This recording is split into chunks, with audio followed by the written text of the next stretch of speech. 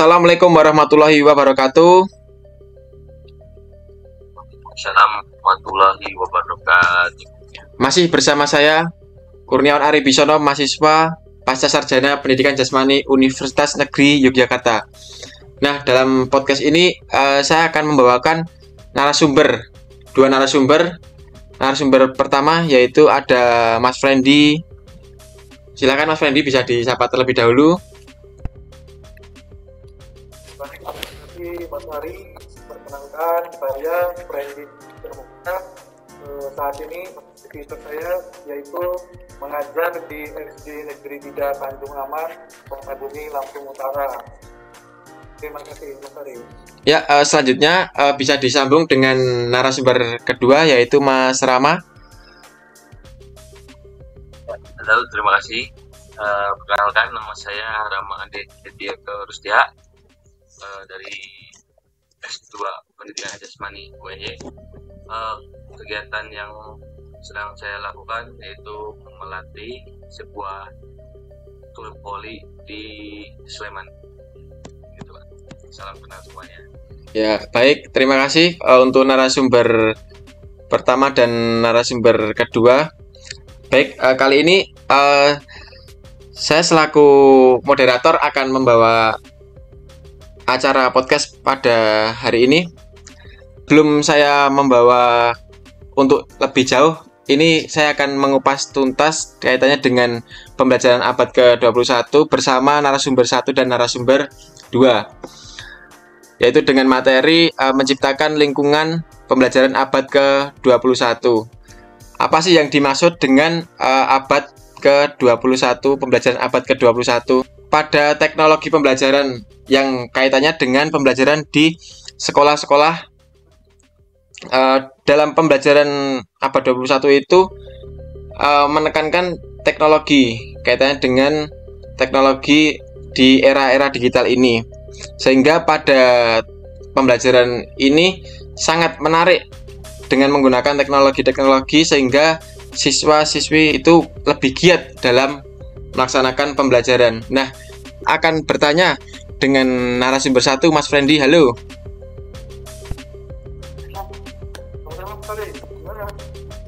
Yang pertama, mengapa menciptakan lingkungan belajar abad ke-21 itu sangat penting untuk siswa saat ini? Baik, terima kasih Mas Ari.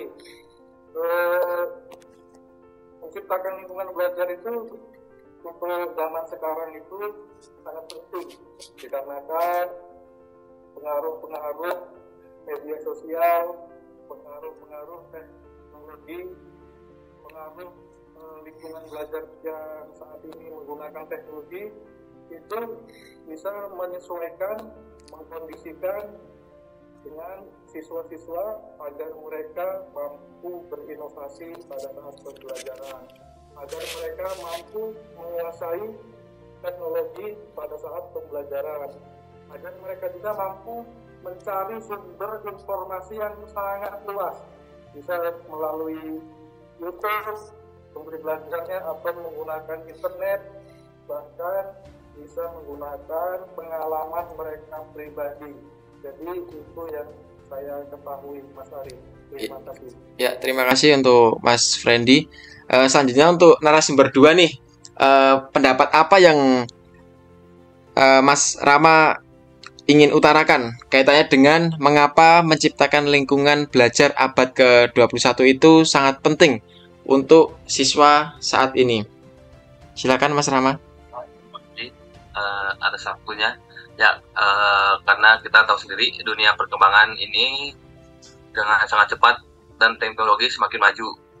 Oleh karena itu para siswa perlu dilatih dalam keterampilan yang dibutuhkan untuk menghadapi dunia semakin maju dengan era digitalnya, seperti keterampilan teknologinya, keterampilan kreatifnya, keterampilan mengelola informasi dan lainnya.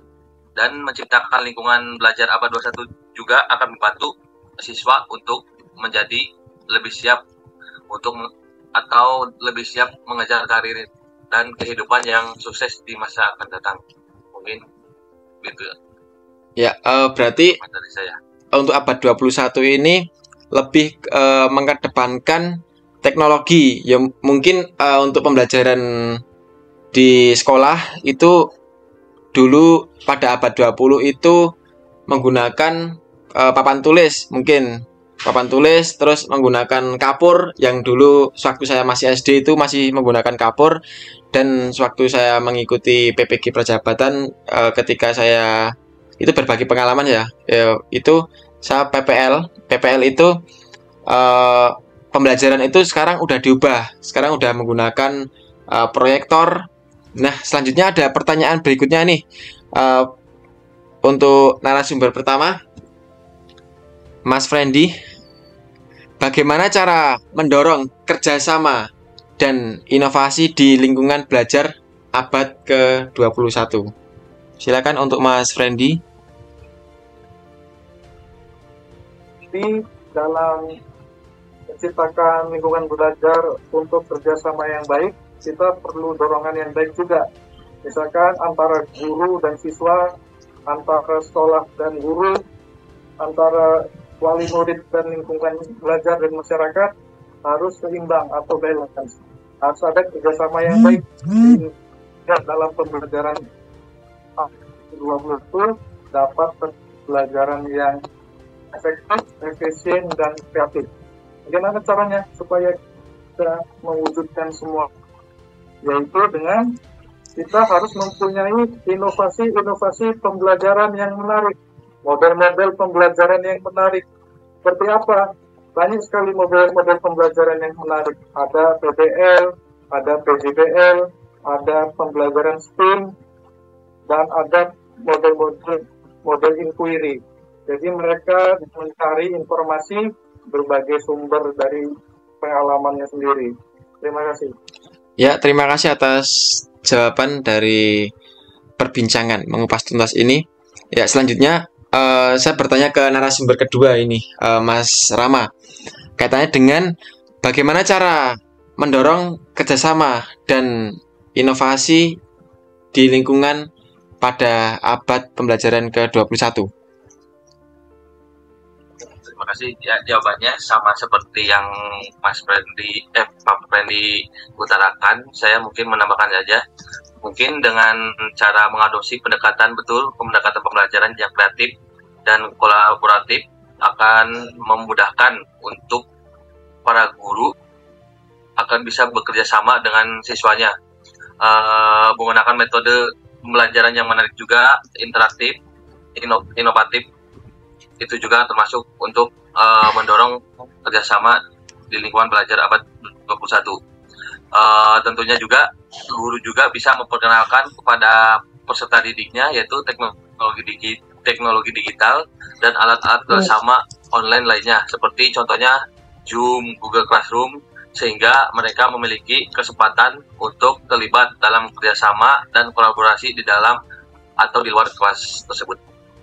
Mungkin begitu tanggapan. Ya, terima kasih atas jawaban Mas Rama.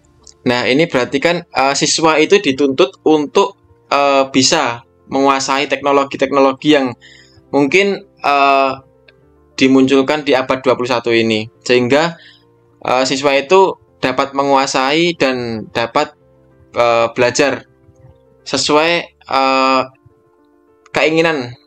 Mungkin sekarang pembelajaran berpusat pada peserta didik. Nah, selanjutnya guru pun juga dituntut untuk melek dalam teknologi ini. Sehingga dengan guru menciptakan teknologi-teknologi dalam pembelajaran itu, siswa dapat merasa nyaman, dapat diberi feedback dari guru kaitannya dengan pembelajaran. Nah, selanjutnya ada pertanyaan berikutnya. Ini ada, bisakah dari Pak Friendly dan Pak Rama untuk memberikan contoh program kaitannya dengan pengajaran yang telah berhasil dalam menciptakan lingkungan abad ke-21? Untuk Pak Friendly, silakan untuk diutarakan terlebih dahulu. Terima kasih Mas Ari atas kesempatannya. Dari pengalaman saya pribadi ketika saya mengajar di sekolah mata pelajaran PJOK, saya mengembangkan model pembelajaran sistem, yaitu kaitannya dengan sains, teknologi, engineering, art, and mathematics. Itu saya membawa siswa ke lapangan dan saya kaitkan dengan pembelajaran sains, teknologi, engineering, art, and mathematics. Bagaimana contohnya? Seperti saya membawa siswa ini ada kaitannya dengan alam. Jadi siswa kita tumbuhkan rasa bersyukur kepada Allah Subhanahu wa Ta'ala ketika melihat alam, ketika melihat pepohonan, hewan yang diciptakan, hingga dalam pembelajaran itu kita bisa tingkatkan pemahaman mereka terhadap rasa syukurnya. Kita bisa menggunakan mesin apa aja contohnya dalam pembelajaran PJOK, kaitan dengan menggunakan metode untuk jarak antara satu dengan yang lainnya, untuk mengukur tinggi badan mereka sendiri, untuk mengukur berat badan sendiri, dan kita juga bisa mendokumentasikannya menggunakan HP. Nah, untuk pembelajaran artnya, kita bisa menggunakan media gambar. Bagaimana mereka juga bisa menciptakan gambar-gambar visual yang menarik, menciptakan visualisasi yang mereka tuangkan ke dalam kertas dan yang semakin. Nah, kita bisa gabungkan kaitan dengan pembelajaran matematik, yaitu dengan cara game atau game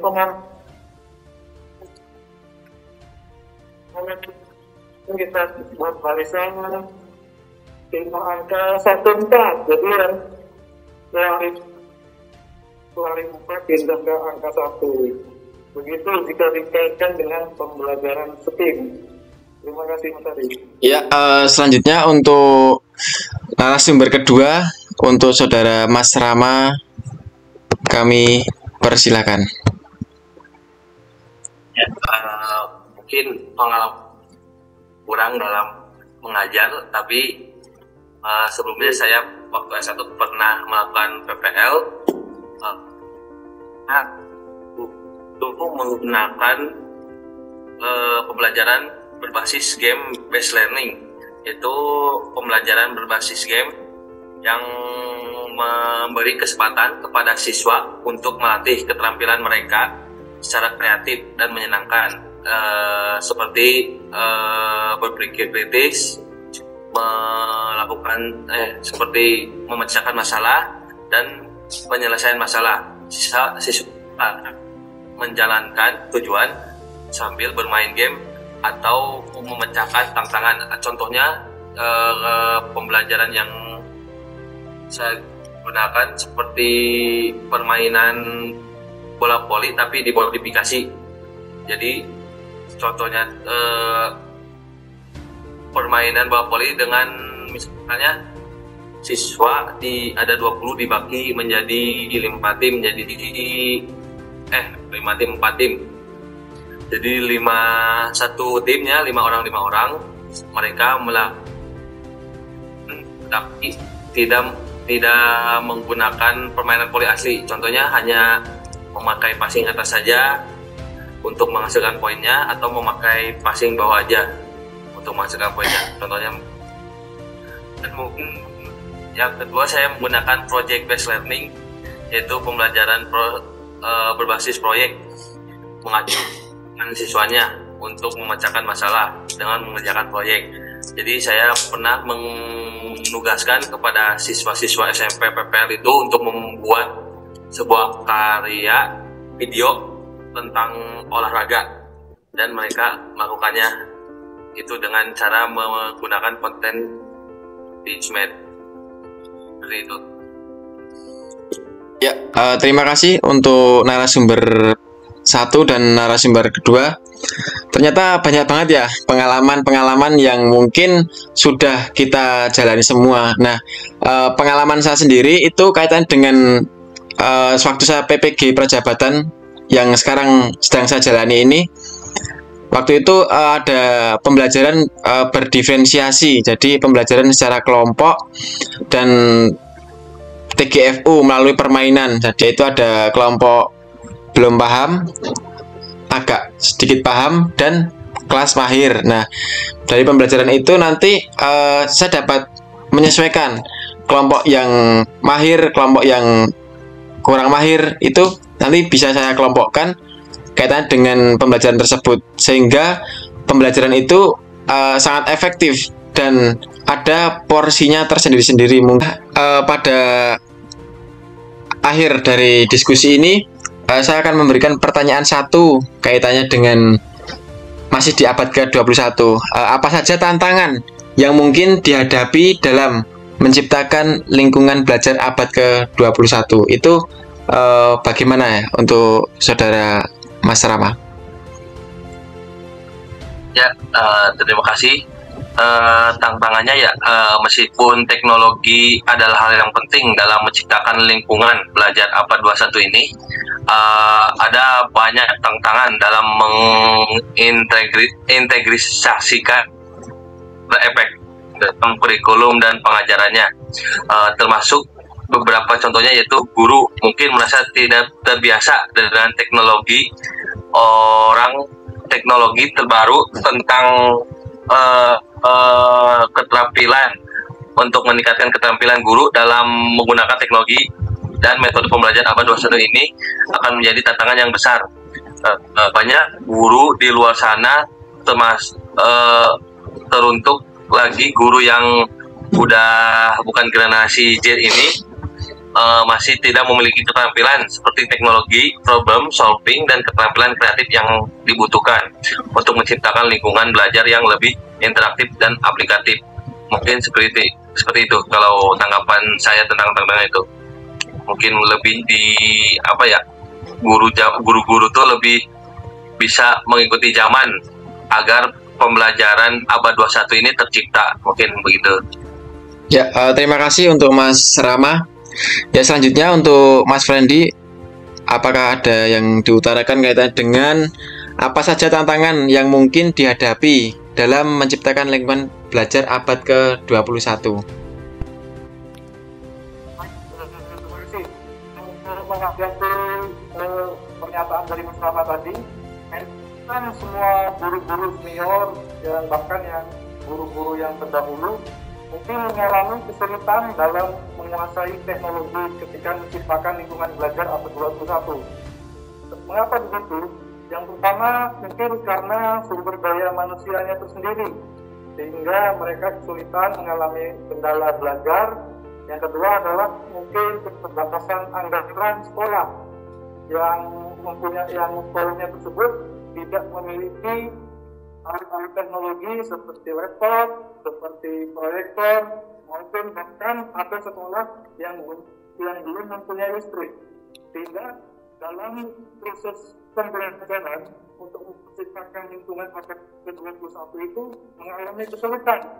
Kalau dari gurunya sendiri tidak mampu atau tidak mau mengkreasikan, bahkan mereka menginovasikan pembelajaran, maka pembelajaran tidak akan berhasil. Maka dari itu, guru harus mampu mempunyai inovasi dan pengalaman yang baik dan menarik, agar walaupun keterbatasan teknologi, walaupun keterbatasan anggaran, jika gurunya mampu menciptakan inovasi-inovasi pembelajaran dengan alat-alat yang dimodifikasi, mereka mampu menciptakan pembelajaran tersebut dengan baik dan maksimal. Terima kasih Mas Rama dan Mas Arif. Ya, selanjutnya untuk guru zaman dulu sama abad 20 sama 21 itu, berarti guru itu harus dituntut keras dalam melek teknologi ya, Pak Friendly? Karena mengikuti perkembangan kurikulum. Jadi kurikulum itu setiap tahun tergantung kebijakan daripada pemangku kebijakan. Sehingga apabila kita diberikan kurikulum A atau kurikulum B, maka kita setiap sekolah dan guru harus mengikuti perkembangan zaman itu. Mau tidak mau, suka tidak suka, kita harus tetap mengikuti perkembangan zaman seperti itu. Bahkan banyak sekali di luar sana yang ingin belajar, ingin menguasai teknologi.